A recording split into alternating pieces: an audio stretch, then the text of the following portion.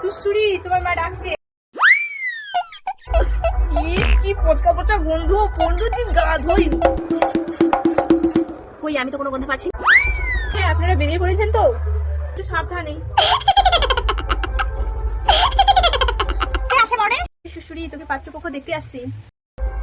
তোকে দেখে ছেলের বাড়ির লোক খুবই পছন্দ করেছি।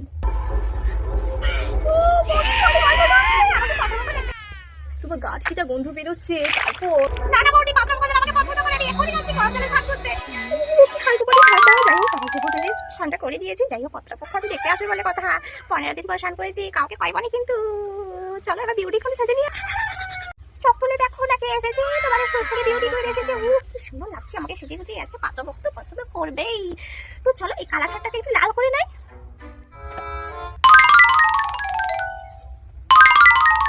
লাগছে। চলো আমি তো বৌদির কাছে যাই, পাত্রপক্ষ কত দূর এসেছে, চোখ তুলে দেখো না কে এসেছে। এই তো চলে এসেছে, এখন আমি কি বলবো? সুরি তুমি এতদিন ধরে গা ধোনি না, তার জন্য এটা টোপ মেরেছি। এত বড় সাহস তুমি আমার সাথে এটা করলে?